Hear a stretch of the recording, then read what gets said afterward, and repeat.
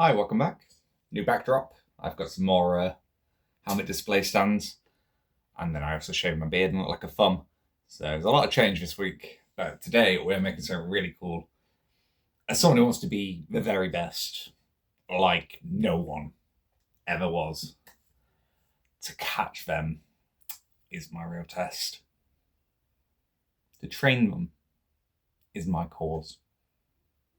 Of course, we're talking about Pokemon, and specifically that Charmander card that everyone liked, where he's looking out the window, looking mad at the bird, because they're government drones, naturally.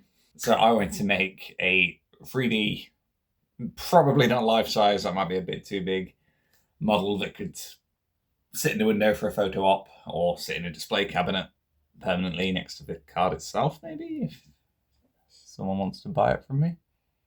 But yeah, so I set out to find some files. The one I liked the look of the most was this one that came with like a display stand for the card itself.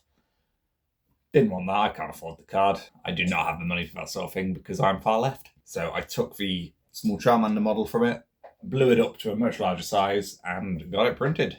And that's where the arts and crafts begins. So I'd already got a head start by treating it like I do my usual 3D prints, by sanding it down, fill a primer, and then in this instance, priming it grey. So the first step was the orange base coat. This will cover all of his skin, and we'll probably need 1 or 2 coats.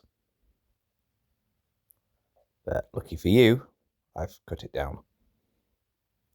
Then a quick round of patty cake before cracking out the Ongor flesh. And that's going to be the kind of beige yellow for his stomach, and a little bit on the back of his tail.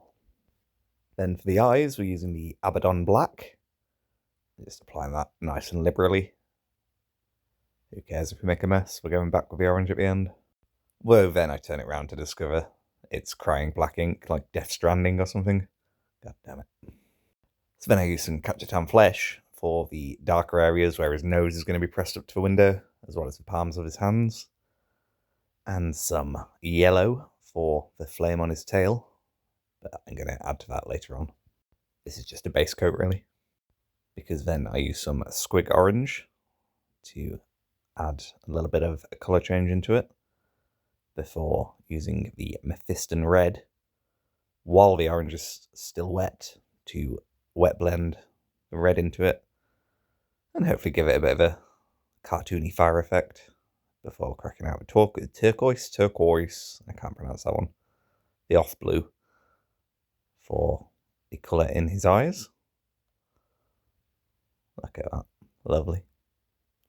And then some Corax White for the little highlights at the front.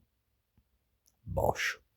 And then unhappy with the brown, I went at it again, but this time mixing in some orange, so it had a bit more of a subtle blend. I felt maybe it was a little bit too dark last time. And then crack out the Squig Orange. We're just going to cover all the blemishes and get a nice, robust final coat on there. And